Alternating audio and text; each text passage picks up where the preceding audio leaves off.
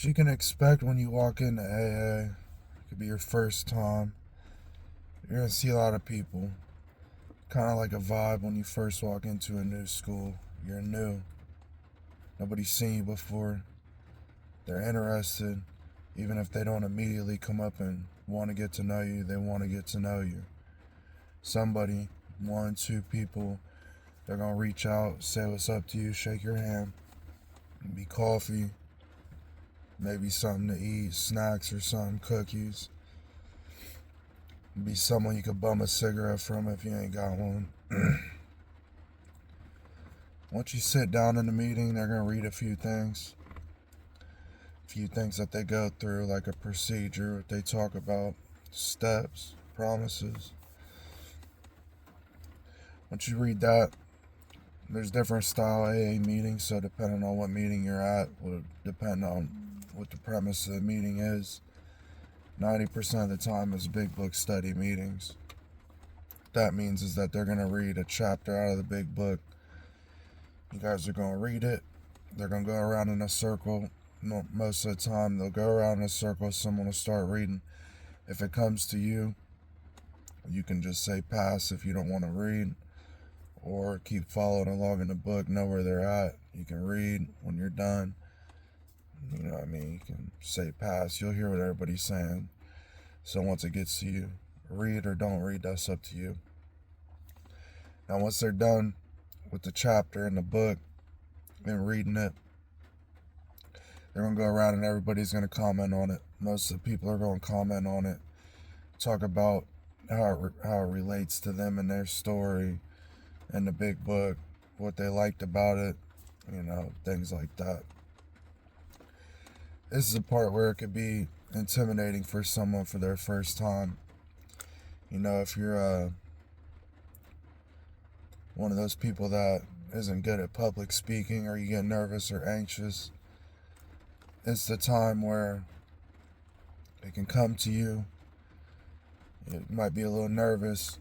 You can just say, hey, for me, I'm Josh, I'm an alcoholic, I'm a pass.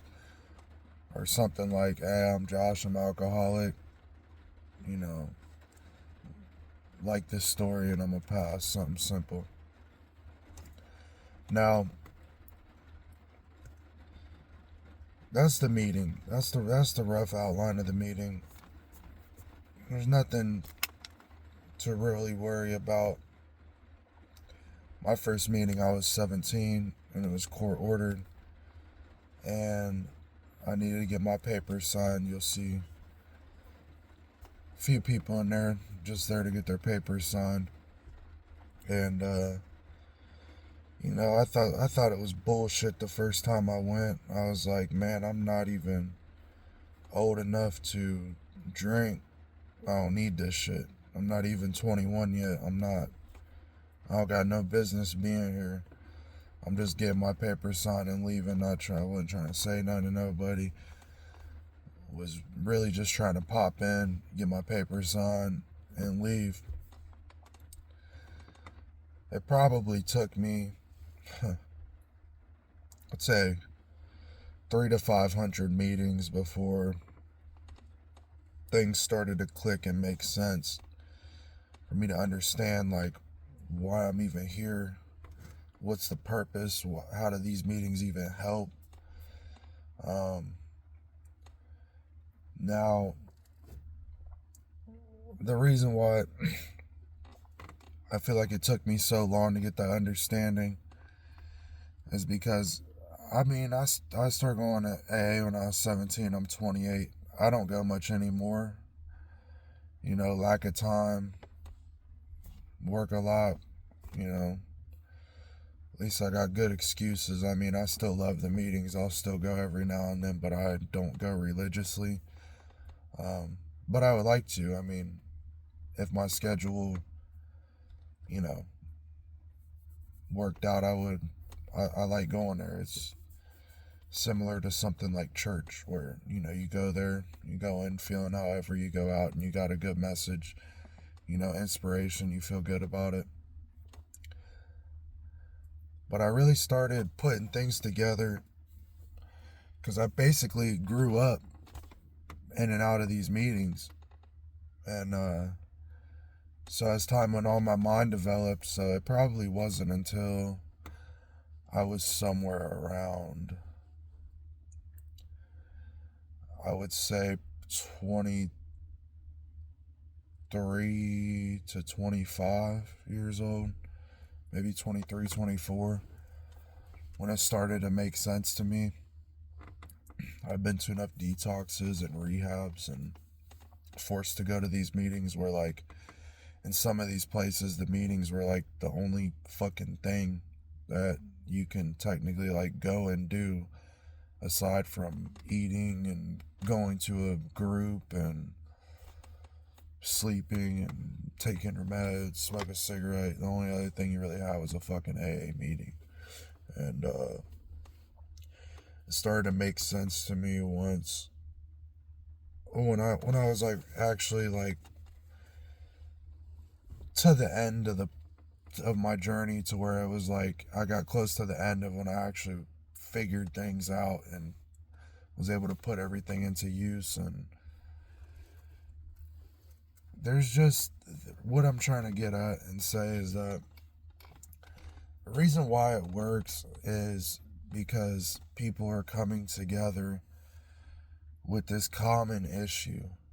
They come together, they talk about this issue, people share their stories.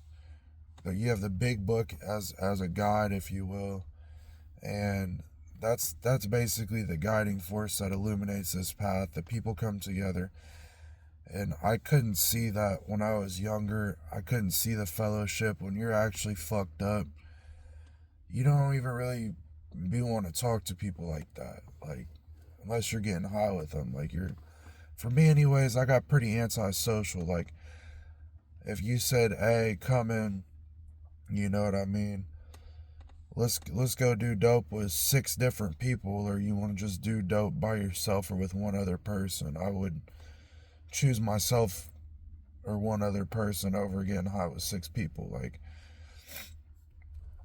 I just didn't really want to fuck with people like that. And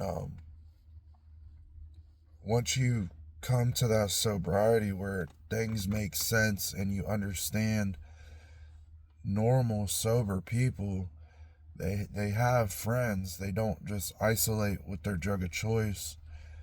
And you can kind of start to see, like, these people are talking to each other because that's what they have. Like, they don't have they have a natural dopamine, you know. People get serotonin boosts from talking to people. They, you know, they share their story with each other. They learn something.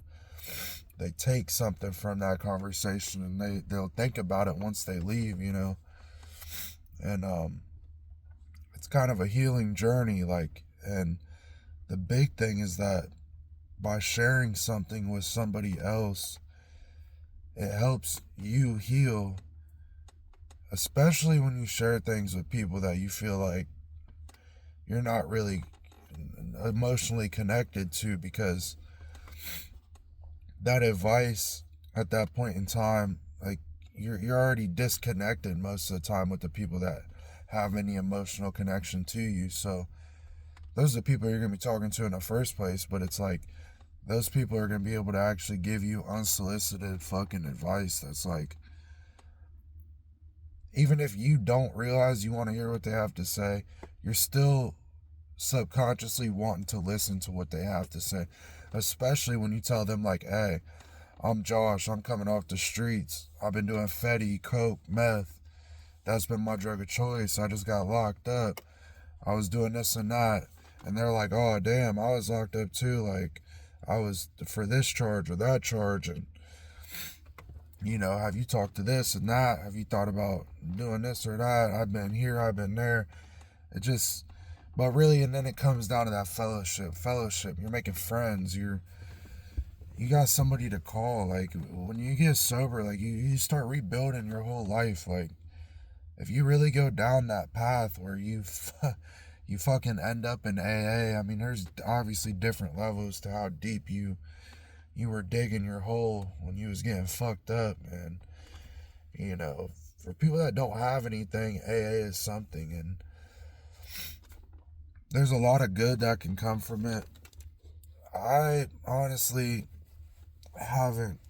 There's very few things that I've encountered in AA that I was just like, man, like after I've come to understand like its purpose and how it's helpful, like where I was like, man, this place fucking sucks. It was like a few times, like I remember one specific meeting I went to, strangest meeting I've ever been into in my life. I walked up out of it. I went in there, sat down, everything was cool. And then it wasn't a regular meeting. It was like they put some recording on. Like it just wasn't structured like a regular meeting. They put some recording on, and I just remember this dude, like some old dude was just on this recording talking like about sex and shit like that. And this was an AA meeting. This wasn't no Sex Anonymous. It was like basically trying to tell me what to do in my sex life. I'm like, what the fuck even is this? Like, I'm in the AA meeting. The dude's voice was weird. It was old. It sounded like an old white dude. It was creepy. It sounded like just honestly, I was like, this is fuck. I can't even stay. I ain't come here for none of that. I came here for AA, and I don't know how all those people in there didn't think nothing of it, because I'm like, well, what is this? And then I've had, like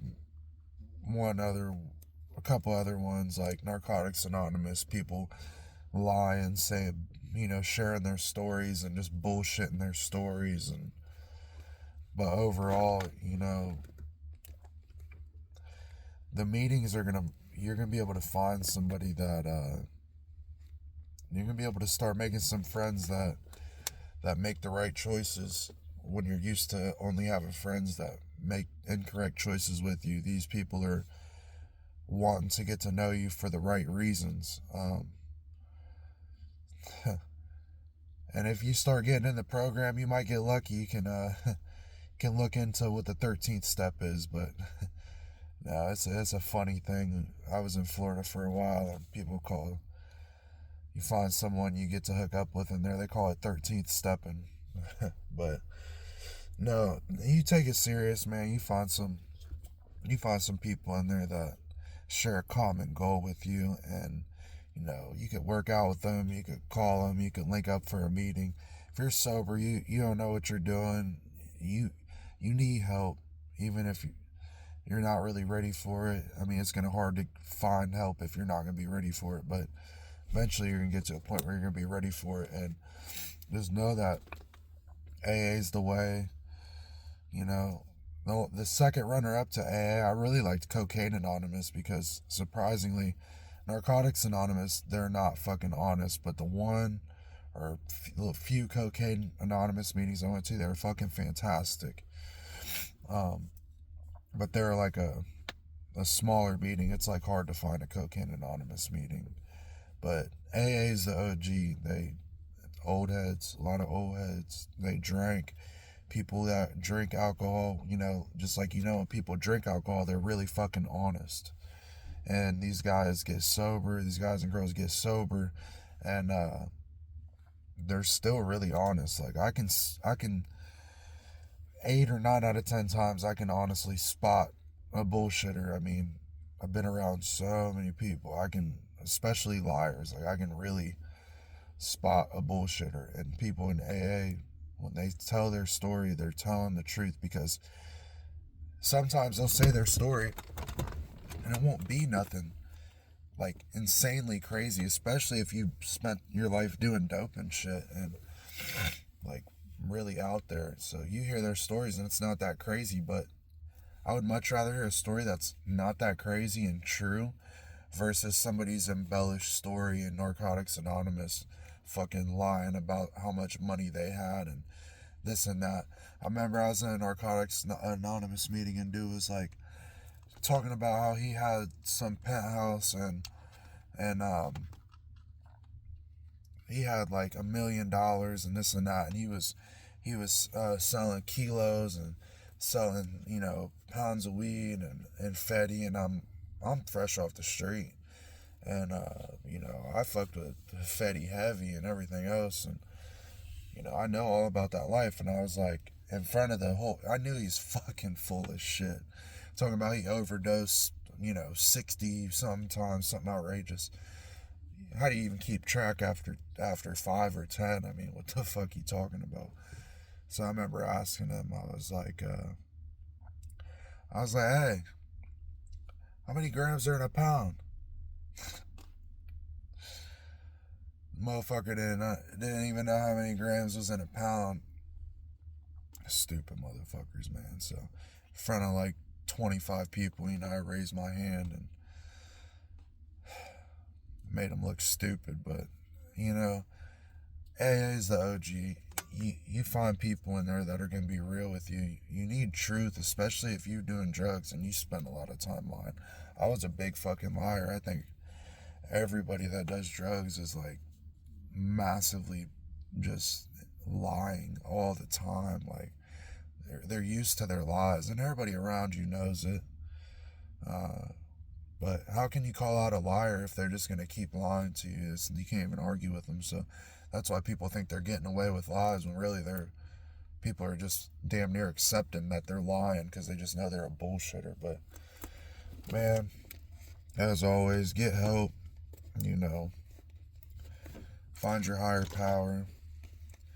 And once you kind of get through all this stuff, you can fill up your life with enough activity and work and positive things you can do. Like, you take one negative thing out, you replace it with a positive, and you do that.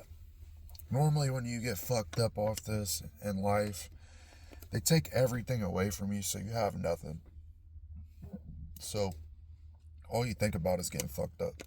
You have nothing to fill up your schedule. That's why like treatment and help and everything is good, because it fills up your schedule. You learn one or two things each place you go to. But once you fill up your schedule, you're not going to have this urge to want to get high. Fill up your schedule, change your people. In some cases, people need to completely change their surroundings, but I've come to realize if I can't get sober in the place that I got high at the most, then how am I going to get sober anywhere? Because you can find dope basically anywhere. So stay sober. Get help if you need it. Reach out if you need it. The easiest people you can reach out to and make contact with person to person is going to be at AA. Those are the people that are going to give a shit about you and they don't know you. Just do what you got to do. Get the shit done. Take care of it. Put it behind you. Fill up your schedule. I'm about to go in the gym right now and get some gains. Peace.